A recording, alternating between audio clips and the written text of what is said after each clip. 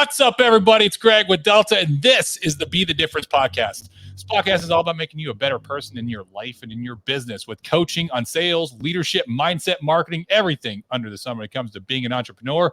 And we bring on guest speakers. Today, I've got the honor and pleasure of welcoming an awesome guest speaker. I'm excited for this one, Mr. Steven Pivnik. Steven, how you doing, sir? Great, Greg. Thank you very much for having me. Oh, it's my pleasure, man. It's my pleasure. So for those of you that don't know who Steven is, I'm going to go and introduce him real quick. Steven is an international keynote speaker, best-selling author, business advisor, and serial entrepreneur, specializing in the information technology market. He grew his last company, Binary Tree, to over 200 employees across 12 countries before a successful exit to a $4 billion competitor. As a trusted business advisor, Steven partners with leaders on how to achieve similar business success and perseverance in their entrepreneurial journey. Steven is also an endurance athlete and has competed 17 full-distance Ironman races, including the World Championship in Kona, Hawaii. He also enjoys ultramarathons and is on his way to conquer all 7 summits, the highest peaks on each continent, including Mount Everest. That's phenomenal. I already know this is going to be a fantastic conversation. I'm blushing from that introduction, but thank you.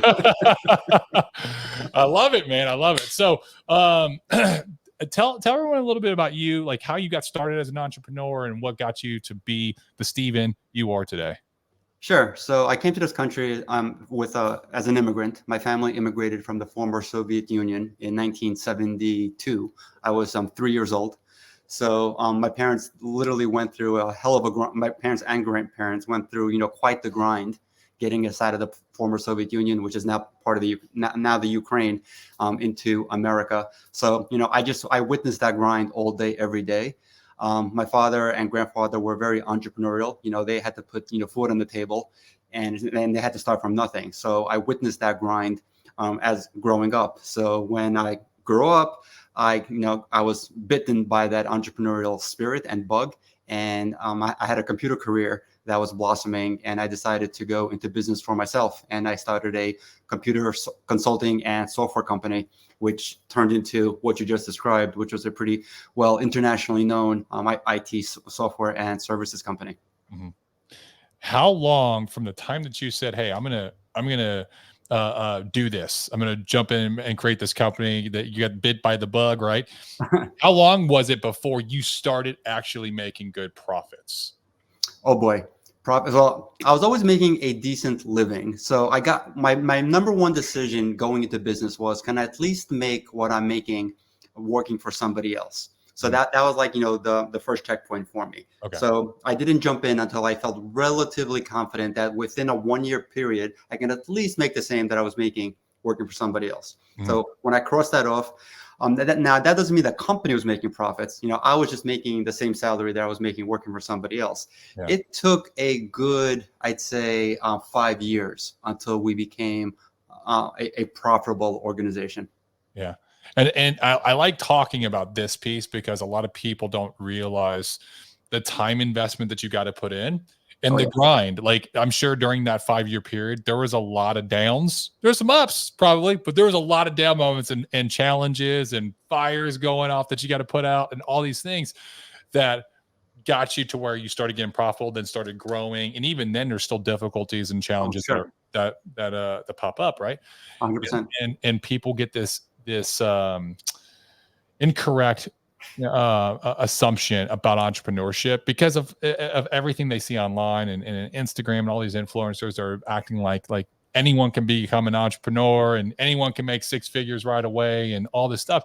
And it's not that simple and it's not that easy. And you're going to have to do some grinding. An easy road could not be further from the truth. I mean, you asked if there were problems along the first, 5 years. My company was around for 26 years. There was a huge problem every other year, right? If you're not coming across problems, you're probably not trying hard enough. So being an entrepreneur, you have to be a risk taker. And when you take risks, some things pay off fantastically and others don't. So you're going to run into some rough spots. And it's not a matter of if, it's just a matter of how often and how many. Mm-hmm. Yeah, no.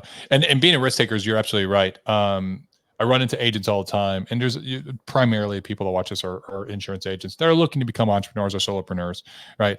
And the biggest issue that I see hurdle that they have to overcome is they're looking for certainty. They're like, I want to make sure that if I buy this or if I go into this, that I will make this. It's entrepreneurship.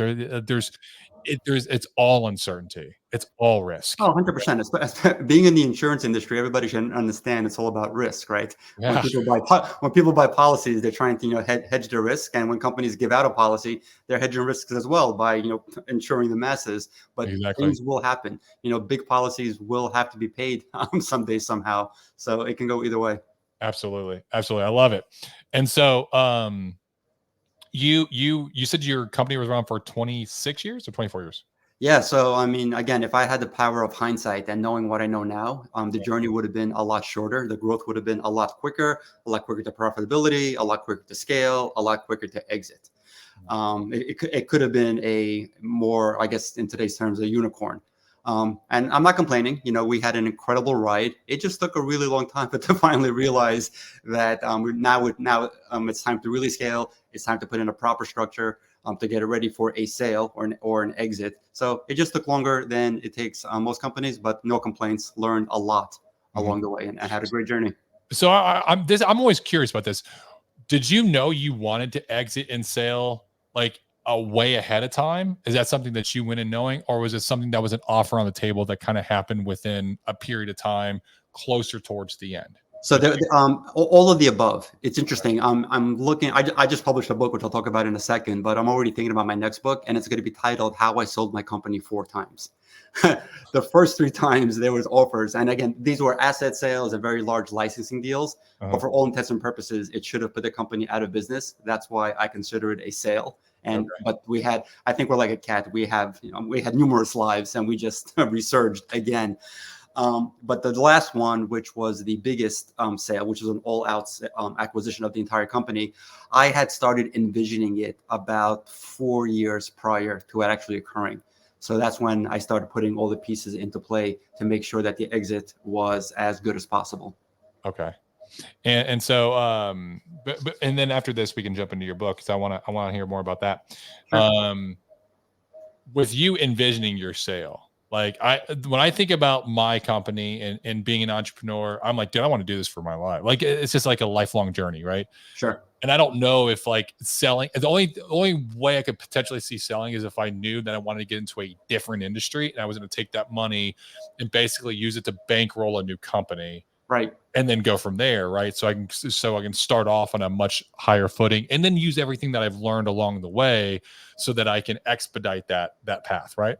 Mm-hmm. So I'm always very curious and interested, like when you thought about selling, is it like, okay, now I'm like kind of what I said is similar, like you're gonna go into another industry, or you're just like, hey man, I've been working, I've been grinding, I kind of want to just like relax and do other things?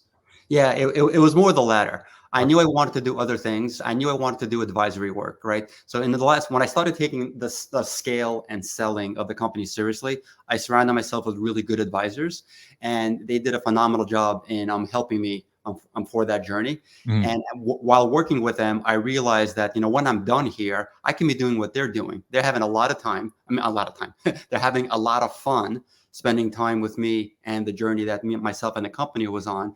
I'm like, once I gain all this experience from doing this a 4th time, I then have the credibility to go help others and do the same exact thing, which I'm really, really enjoying. So I started kind of, at first I wasn't sure of what I was going to do, but along the path, I realized that the advisory type role is going to be my next chapter. Nice. Okay, perfect. And so you mentioned your book. So talk to us about your book. Sure. So about let's say how many years? About 10 years prior to the exit, I hit my midlife crisis. I was turning a whopping 40 years old, and I started realizing that my parents and my grandparents have gifted me with every single bad gene humanly possible. Between cancer, high blood pressure, diabetes, strokes, you name it, they had it. My parents and grandparents had it all. Yeah. It started weighing really heavily on me. And I said, you know what? And most of these diseases are hereditary. So I said, if and when they hit me, I want to be in the best shape possible in order to fight it, or hopefully prevent some of it, right? Mm-hmm. So I learned about this thing called triathlon.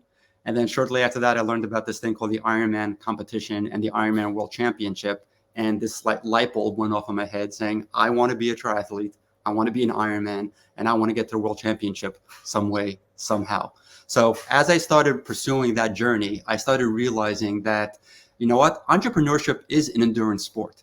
There's just so many similarities. They both require planning, perseverance, execution, pivots, setbacks, stamina, surrounding yourself with the right people, metrics, measurements. There's just so many things that they have in common that and coincidentally, I finished both journeys exactly 12 months apart. So I sold my company, and 12 months later, I finished the Ironman World Championship. So I said, you know what? I have to memorialize this in a book with lessons learned and tips and tricks, with the hopes of, motivating others to really set some audacious goals for themselves, and to give them a blueprint on how to go about getting after some of these big goals. So I wrote this book called Built to Finish, how to go the distance in business and in life. And again, it just memorializes my personal story and offers a lot of tips and tricks, and more importantly, lessons learned on the path to a business exit and in the endurance sports world. Isn't it incredible how compatible physical fitness is, and any kind of endurance sport or fitness, or even like right now, I'm doing my first bodybuilding competition. I've been wanting to do it for a long time, and I said, you know what, I'm actually doing it. I hired a coach the beginning of this year, and I started prep, and so there is so much that goes into it. Looks like it's working, but I'm sure there's a lot more. Thank you. But there's so much that goes into it in terms of like the supplements that I have to take, and like the vitamins, and how it has to be timed to specific times. And then, the meals I have to eat, the exact calories I have to eat at specific times, how much I have to sleep, cold showers every day, workouts every it's just like, there's so much to it that I was already a leg up compared to most people, because I've always been very big in the gym. I'm very big in like working out, doing cardio, stuff like that. And so me working out twice a day, every day is kind of a norm for me. Sure. But even all this added stress is like so much. And I'm learning a lot about handling that stress and continuing forward. And it's making me better also in like managing my structure of my schedule on a daily basis. And being more intentional when I'm doing my stuff for my work and for my business. Isn't it just amazing how much you can teach yourself or learn from doing things like that, right? 100%. When I started preparing for the Ironman and other endurance challenges, I started tracking so many things that I previously didn't track, and I became so maniacal about measurements, calories in versus calories expended, the amount of hours I'm biking, running, and swimming, the distances I'm going, the pace at which I'm going. And I looked at myself I'm like, wow, I track more personally than I track at work. So within a year or two, we became so much better at work about just the KPIs went through the roof. We started having so many more management meetings with real data, instead of just these subjective status meaning, hey, how's it going, how's that product launch coming, how's that expansion into France going, etc. We came to meetings with numbers, hard numbers, with trends, with facts. And the endurance journey helped my entrepreneurial one, and vice versa, which is why, again, that was just more reasoning to write this book. They're so intertwined. No, that's incredible. And I love this fitness as a general rule, and I'm a big advocate of people being physically fit as an entrepreneur, or at least being healthy. Like you don't have to do an Ironman, right? Some people will, but I think but it does give you an edge. It's not for everybody. It does give you an edge though. Because if you're willing to persevere that, like you're willing to persevere a lot, even in business, right? And so there's parallels there, mentally. So, but you should be physically healthy, right? You should be getting exercise. You should be eating healthy, because the amount of energy that gives you in order to execute on a daily basis and do what you have to do is so important, so critical and key. So, I commend you for like doing that and just seeing the parallels and adding it into your business and seeing, you know, how you could improve on both areas. So yeah, plus you become like an inspirational leader as well, right? Because at work, people see you as the boss, right? The guy that owns the company, et cetera, et cetera. And, you know, you can't come home and talk about your boss that much. But when the boss is actually doing some superhuman things, then you become interesting, right? You become much more than just, you know, the man, you know, in the glass bubble. You become, oh my God, the owner of my company just ran this crazy race. So the owner of my company just climbed this ridiculous mountain. You just become a more interesting individual and in a topic which, you know, everybody respects. I think everybody respects that the health category. You know, some are just much more better at executing at it than others. So inspiring folks on that front is rewarding as well. How many? And that's a good factor right there. Is our topic of conversation is how many people did you inspire to become healthier just from you doing it, by you leading by example, right?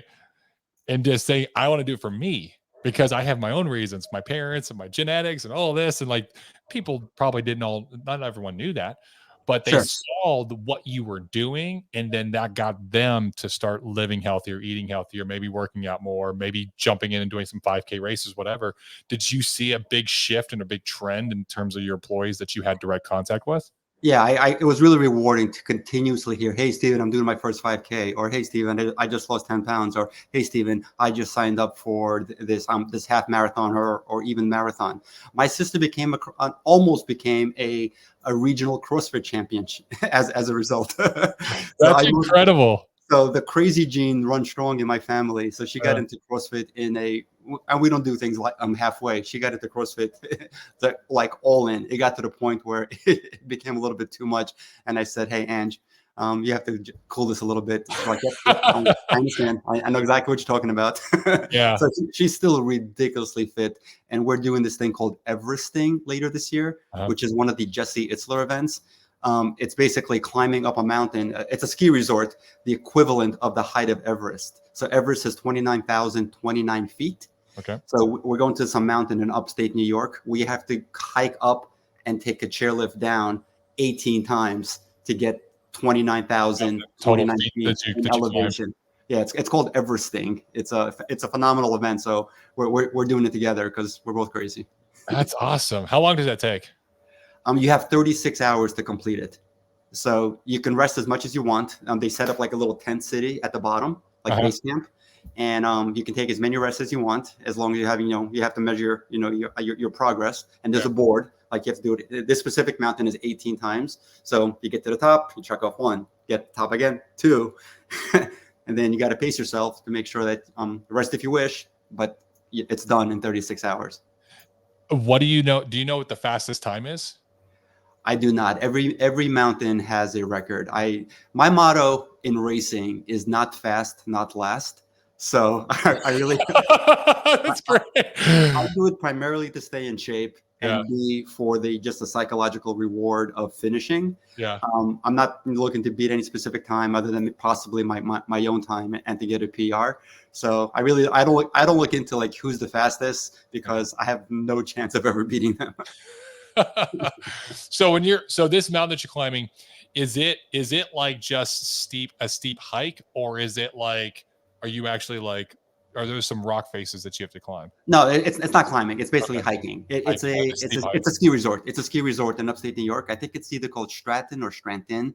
One of those. One of them is in Vermont. One of them is in upstate New York. So it's a ski hill. I don't know if it consists of green hills or double diamonds. So there's probably some steepness along the way, because I know of the organizers. They wouldn't make this a cakewalk. They're going to make it challenging. So there's going to be some steep sections, but none of it requires climbing up a rock face. Okay.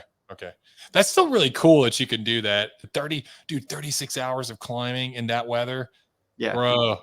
It's going to be October, so it's going to be, it's very variable. Yeah, October could be chilly. October could be hot. You never know. Upstate New York, it won't be snowy, but it'll be chilly. Which is actually perfect hiking weather. Yeah, so. It is. It is. That's legitimate. I like that. Actually, you piqued my interest. That's pretty cool. So if you look up Everesting, he does it on 5 different mountains. Uh-huh. I think it starts in the spring and it ends in the fall. Uh-huh. There's a couple in Vermont. There's a couple in Colorado. There's one in upstate New York. I think there's one in Utah. And there may be one in Canada as well. I'm not sure. It sells out really quickly. Some of these like crazy sports that you think nobody would ever do, they become so popular that these registration pages close after like 15, 20 minutes on opening day. Wow. Yeah. I could see that, because that's a very unique event. Yeah. Right? It's almost as unique as the granddaddy himself or herself, Everest. Yeah, Everest itself, yeah. Which I'm signed up for in May of next year, so that's on the list. Okay, so you got May next year. You're going to do before then you're going to do Everesting at the end of this year, in October this year. So you'll get a taste of what it's like to climb that amount of distance within a period of time. That's amazing, man. That's amazing. I love that. Yeah, it's fun stuff. So I'm actually doing my first Tough Mudder this year. I've always wanted to do one. I just haven't. But somebody I know that's in business in another industry, but in the same area, that him and I actually connected through podcast. He's like, dude, I got to get in shape this year. And so he just signed up for it and he started training for it. And I was like, dude, I'm so proud of you. Since you signed up, I've signed up too. So I decided to do it with him. Tough Mudder is an incredible event. It's a great bonding experience. It's not so much of a race as it is just an event. I mean, yes, there are winners, but it's more of a bonding event for a team. Yeah. I signed up for my first one with a team, and come race day or event day, they all bailed on me. So I had to go solo. So I went solo. I'm like, I signed up for this thing. There's no way I'm bailing. Yeah. So it wasn't as enjoyable because I was by myself, but you'll find that there's so much camaraderie with other teams that a lot of these obstacles are team-based, almost impossible to get up them or through them by yourself. Yeah. So if you're solo, other teams will help you conquer the course. I'm actually super excited about that. You're going to have a great time. I guarantee you. Super excited about that. I'll have to get some other people. I got some buddies that are in the area, and I got some people that would travel that would come to do it. So I'm going to try to see if I can get as many people as I can just to come do it, to get all together. So I'm doing that. Then I was like, you know what? I'm going to compete in bodybuilding this year. I've always wanted to, always thought about it, but I just never took the plunge. But this year I was like, nope, doing it. Like, awesome. But no, this is all a great concept. And I love the parallels between fitness, mental toughness, right? The ability to persevere, the ability to adjust and overcome, right? Yes. It's all these things that are kind of added together, and it really does help you to become a better entrepreneur. So with you being an advisor, and are you only advising now on people that are looking to exit the business and sell, and you're helping them through that process?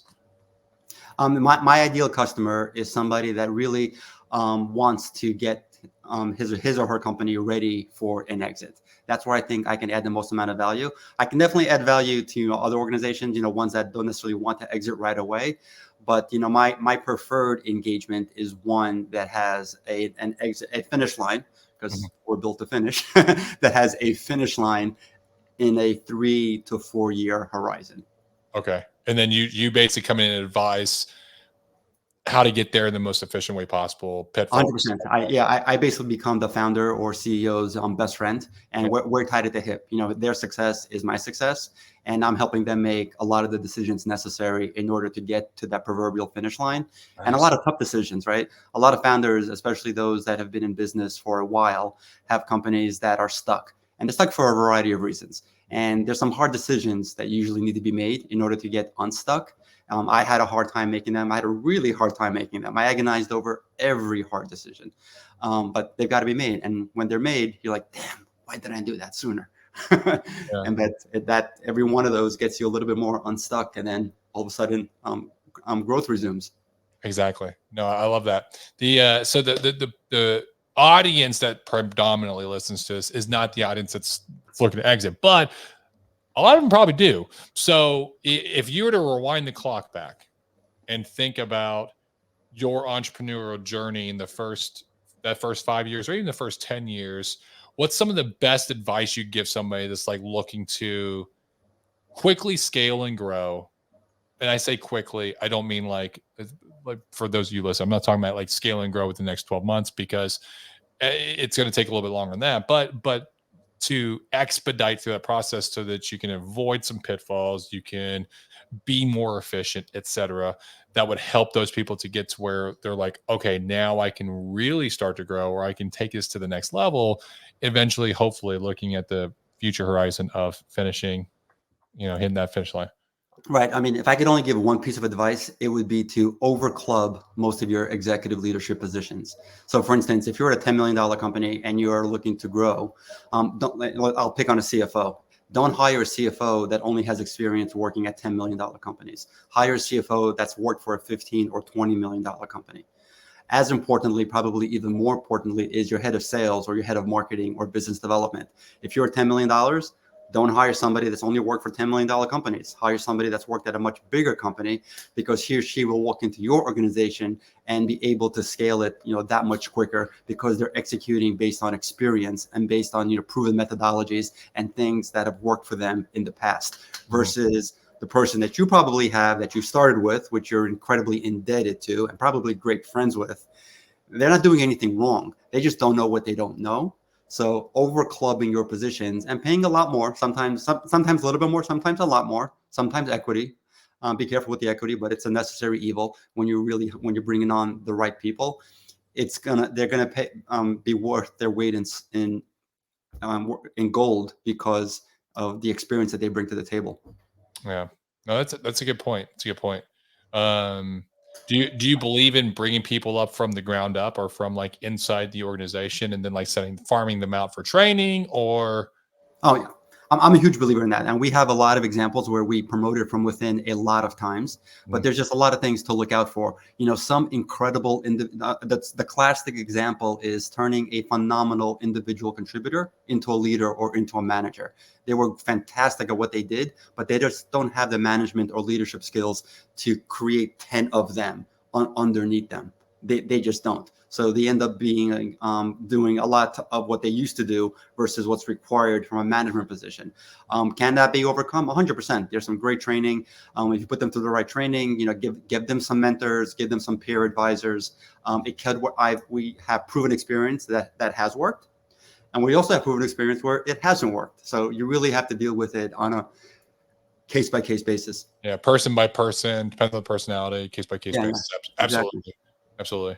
Also depends on how much they want it. Like they had to have that internal drive and desire to like do the work to want it. Sure. I mean, naturally, people say they will. No one's gonna be like, no, I don't want that. But Yeah, and naturally, everybody wants a promotion, right? They want a different title. They want to go back to their spouse and their family saying, "Oh, I just got promoted." Yeah. And then, 2 or 3 weeks or months into the job, they're like, "Oh my God, I just got promoted. This is hell. My previous job was so much easier." Yeah, I know, that's absolutely right. And people don't think about that. That's that new promotion. We used to talk about this in the military. It's like, hey, when you get promoted or you get a new position, that's an increased position. It's not because you're so exceptional. It's because of like what your potential is. So it's going to take you even further, so push you even further, right? Right. That what you've shown so far is the potential based on your performance is greater than what you're currently the level you're at. But you'll eventually get to where the position that is your like the limit of your incompetence is like basically you'll hit that line. It's just like I can't go any further. And it's not that anyone can't surpass it. They don't desire to surpass it. They have gotten to a point where they just don't feel like going any further, and they're like, kind of like, I'm done. Like this is it, and then they get stuck there, right? Yeah. So no, it's funny. It's funny you say that. I haven't heard that in a couple of years. We did a lot of work with Microsoft, and that was one of the lines they used all the time. That at Microsoft, you pretty much continue to get promoted until you hit your level of incompetence. Yep. We did that. We talked about that a lot in the military. Yeah. So and it's true, because then you'd see it, and you'd see some people hit it early on, like as a young captain. And you'd see some people hit it, as a major or a lieutenant colonel, and you'd see on the enlisted side, they hit it a lot sooner. A lot of times they would hit it like staff sergeant or E6 or E7. Yeah.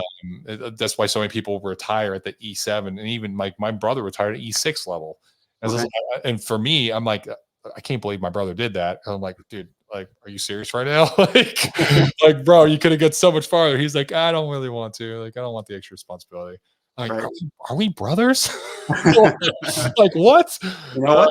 I commend him for that. It takes a lot to say, you know what? I'm happy with where I am. And just, I love my job and I want to continue doing what I'm doing. I always respected folks that said that.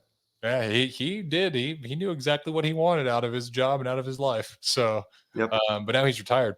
So yeah, I'm always fascinated about that and how that works in organizations and individual people that make up the organizations and how they kind of move through. So, so Steven, I appreciate you jumping on and because just sharing your story and coming on and just talking about your experiences. And if anyone wants to find your book, where's the best place to buy it right now? The best place is the best and only. Well, I shouldn't say only. It's available on Amazon and Okay. every place else books are sold. So it's available at Barnes and Noble. Hold it up again for everybody, so everyone see it again. Yeah, here you go. Built Yeah. to Finish. How to Go the Distance in Business and in Life. It's available on Amazon. On January 30th, it will be available in Barnes and Noble and other popular bookstores. In April, it's going to be available in airport kiosks. There'll be an Audible version available in about around the April timeframe as well, if you prefer to listen. And and you can learn more about me and my adventures on my blog at stevenpivnik.com. Nice. That's awesome. I'm definitely going to be getting a copy. I'm an avid reader, so Awesome. I'm actually finishing. I don't know the title. I just started it. I'm saying finishing. I just started it. It's like I'm like 2 chapters in. It's a book by Dr. It'll come to me. I don't know. As soon as we stop, I'm like, is that guy? So the next thing is if anyone wants to connect with you and just you mentioned your you mentioned your website, you have a blog there. If they want to connect with you, do you have an Instagram, website, LinkedIn, anything where you connect with people? Yeah, all of the above. All of my social handles are available off of my website. Okay. So stevenpivnik.com has my Instagram, which is steven.pivnik. It has my Facebook. It's got my LinkedIn. I'm available on all of those channels or via email. Steven@stevenpivnik.com is my email address. For those of you watching, somebody that has built a large business over the period of time that he was in business and also at the same time is a friggin' warrior and has done that much in terms of Ironmans and scaling all the different summits and he's is looking to do Everest here soon and he's an author. Like this is somebody that you would like to follow, that you go follow his content. I'm sure that you have great content that inspires people, that's aspirational. And this is how you start to get in the room with these kind of people is by being around them, following them and learning from them. So go follow all of his social media if you can. And on January 30th, Amazon, go check out his book. So I'll be doing that. Awesome. Steven, for those, I ask this one question for all my guests. It is, if you had the opportunity to sit with, learn from, have a conversation with, or break bread with 3 individuals, anyone in history, alive or deceased, who would they be and why? Oh boy. First and foremost, at the top of the list is my grandfather. Okay. I regret that, as I got older, I got incredibly busy with my own family, moved away a little bit and just did not spend the hours and days that I should have in really picking his brain on how he got the strength and the wherewithal and the resourcefulness to get us out of that country and into this incredible country. So would love to spend time with him. And for that matter, my father as well. He played an incredible role as well. So he was a totally different individual. And I think I took our relationship for granted. I grew up as a complete nerd. I think I'm doing what I'm doing right now because I didn't do anything remotely interesting growing up. And I'm afraid my father was like really disappointed in the son that he had. So I think I'm just hoping that he's looking down from above saying, okay, I thought you had it in you. But I would love to have those conversations with him. And let's see, somebody alive. I hate to say somebody typical like Elon Musk, who I'd love to sit down with. Probably Tony Robbins. That's a good one. Have you been to a UPW event?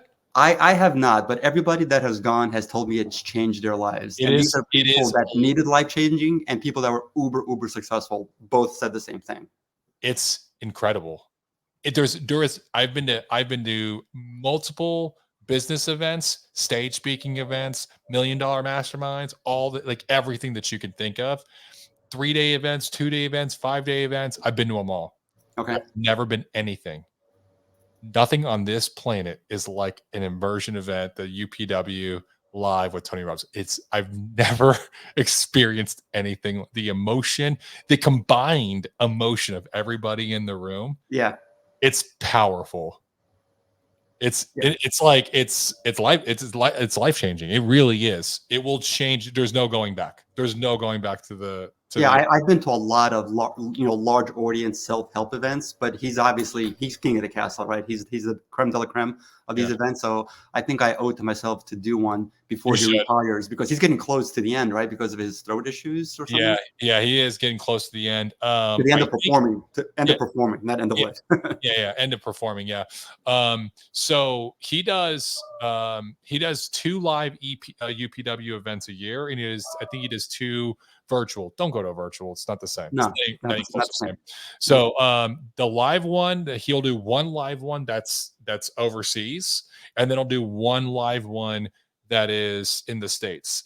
Okay. This year in the States, last year was November in Dallas. That's why I went, because I'm in Dallas. This year it's in November again in the States. I think it's going to be somewhere on the East Coast. I've heard rumors it's going to be like in the New York, New Jersey area. I hate that my screen keeps doing that.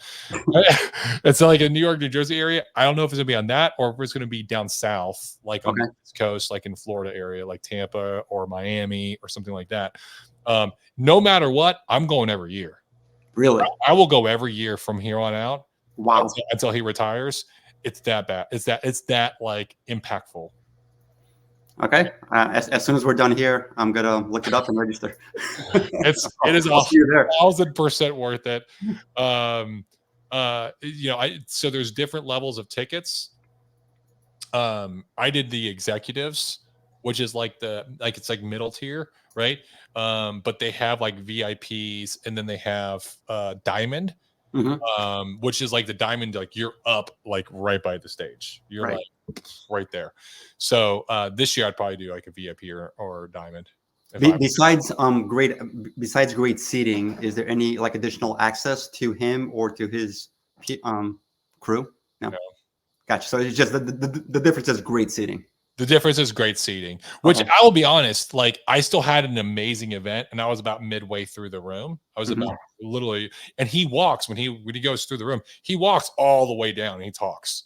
So like there was one point when he walked, like he was sitting because I was always on the edge. He literally walked right by me, and him and I are like locking eyes, like. So I'm like, yeah, but I've never been to an event where where me as a grown man, I've cried in public with a room of 11,000 people also crying. I mean, like I'm talking bawling, bro. Wow. I'm talking like uncontrolled sobs, like. All right. And there's no event that I can think of that could actually take place except for this one. I'm signing up. So yeah, I recommend every time I hear someone talk about Tony, I'm like, dude, you gotta go. It's that much. It will I think no matter where you are in life, it'll have such an impact that it could change the trajectory of where you're. Yeah, like I said, if it wasn't, I love self-help classes, and I think you learn a lot from the people that are there from all walks of life. Yeah. But I've heard, and you would think people that are uber successful don't need any more help, but that could not be further from the truth. Everybody could use help. Everybody.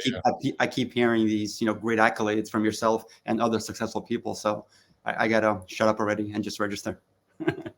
Let's go. I love it.